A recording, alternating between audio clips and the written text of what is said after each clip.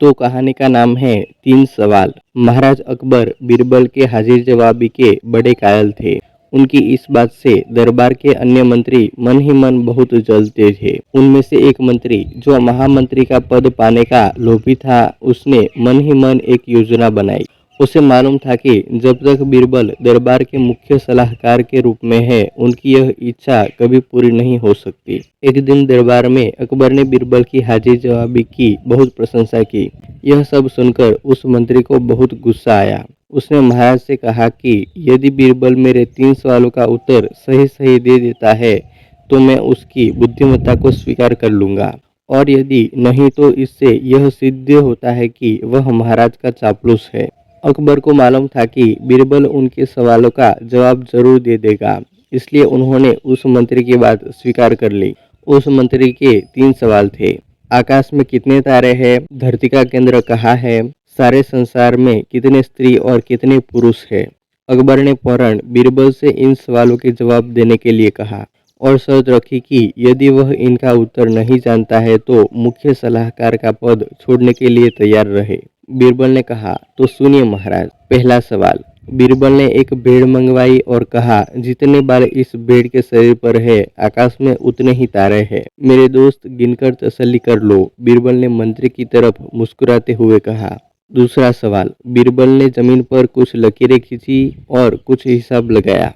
फिर एक लोहे की छड़ मंगवाई गई और उसे एक जगह गाड़ दिया और बीरबल ने महाराज से कहा, महाराज बिल्कुल इसी जगह धरती का केंद्र है, चाहे तो आप स्वयं जांच ले।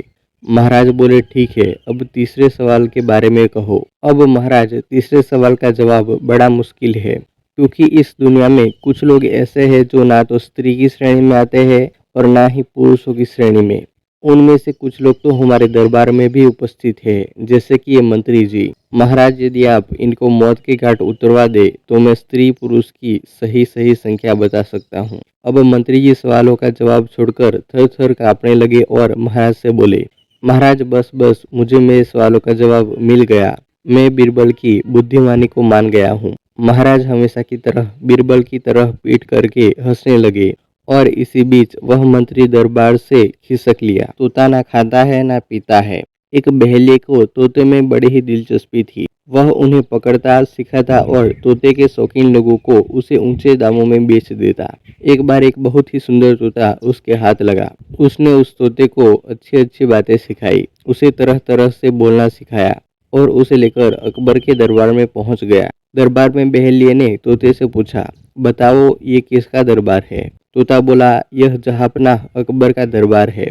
सुनकर अकबर बड़े ही खुश हुए। वह बहेलिए से बोले, हमें यह तोता चाहिए, बोलो इसकी क्या कीमत मांगते हो? बहेलिया बोला, जहांपनाह सब कुछ आपका है, आप जो दे वही मुझे मंजूर है। अकबर को जवाब पसंद आया और उन्होंने बहेलिए को अच्छी कीमत देकर उससे तोते को खरीद लिया। महाराज अकबर ने तोते के रहने के लिए बहुत खास इंतजाम किए। उन्होंने उस तोते को बहुत ही खास सुरक्षा के बीच रखा और रखवालों को हिदायत दी कि इस तोते को कुछ नहीं होना चाहिए। यदि किसी ने भी मुझे इसकी मौत की खबर दी तो उसे फांसी पर लटका दिया जाएगा।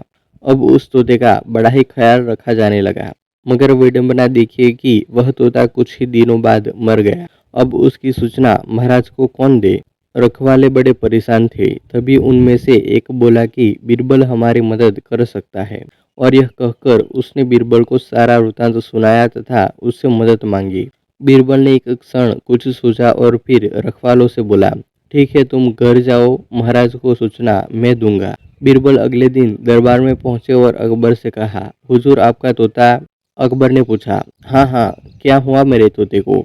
बीरबल ने फिर डरते डरते कहा, आपका तोता जहांपनाह। हाँ हाँ बोलो बीरबल, क्या हुआ तोते को? महाराज आपका तोता। बीरबल बोला, अरे खुदा के लिए कुछ तो कहो बीरबल, मेरे तोते को क्या हुआ? अकबर ने खींचते हुए कहा, जहांपनाह आपका तोता ना तो कुछ खाता है, ना कुछ पीता है, ना कुछ बोलता है, ना अपने पंख फड़फड़ाता है, ना आंखें खोलता है, और ना ही।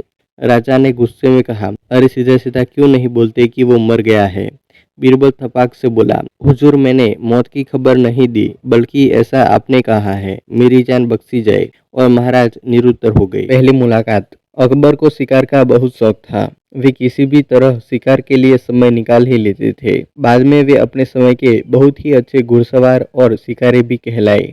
एक बार राजा अकबर शिकार के लिए निकले। घोड़े पर सरपट दौड़ते हुए उन्हें पता ही नहीं चला और केवल कुछ सिपाहियों को छोड़कर बाकी सेना पीछे रह गई। शाम घिर आई थी, सभी भूखे और प्यासे थे और समझ गए थे कि वो रास्ता भटक गए हैं। राजा को समझ नहीं आ रहा था कि वह किस तरफ जाए। कुछ दूर जाने पर उन्हें एक तिराहा नजर आया। राजा बहुत खुश हुए। चलो, अब तो किसी तरह वे अपनी राजधानी पहुंच ही जाएंगे, लेकिन जाए तो किस तरफ? राजा उलझन में थे। वे सभी सोच में थे, किंतु कोई युक्ति नहीं सूझ रही थी। तभी उन्होंने देखा कि एक लड़का उन्हें सड़क के किनारे खड़ा घूर रहा है। सैनिकों ने यह देखा तो उसे पकड़कर राजा के पास पेश किया। राजा ने कड़कती आवाज में पूछा, ये लड़के, आगरा के लिए कौन सी सड़क जाती है? लड़का मुस्कुराया और कहा, जनाब, ये सड़क चल नहीं सकती तो ये आगरा कैसे जाएगी? महाराज, जाना तो आपको ही पड़ेगा। और यह कहकर वह खिलखिलाकर हंस पड़ा। सभी सैनिक मौन खड़े थे। वे राजा के गुस्से से वाकिफ थे।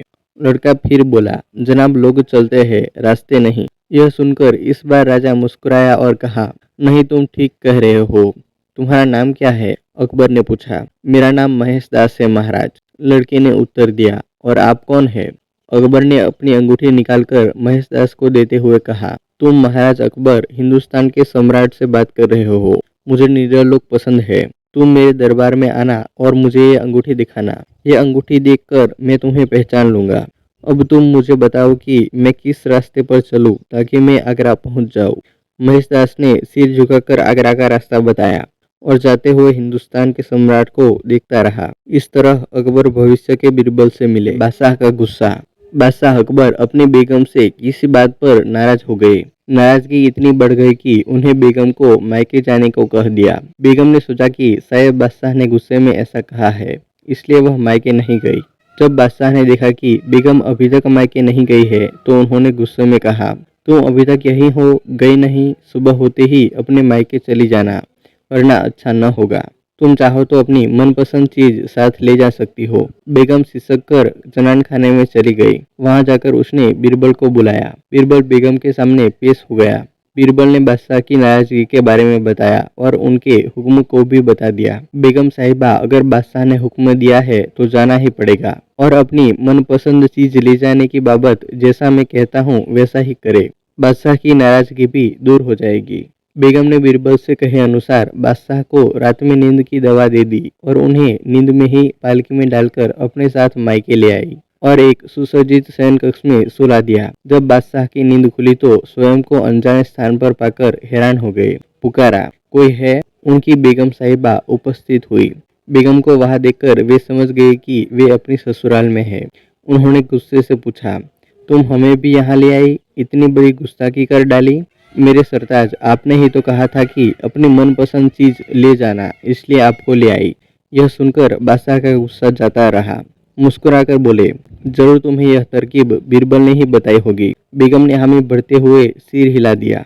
कहानी अच्छी लगी हो तो वीडियो को लाइक कर देना और कमेंट कर देना और चैनल को अभी तक सब्सक्राइब नहीं किया हो तो सब्सक्राइब कर लेना और बेल आइकन प्रेस करके उसे ऑल पर सेट कर लेना। मिलते हैं एक नए वीडियो में।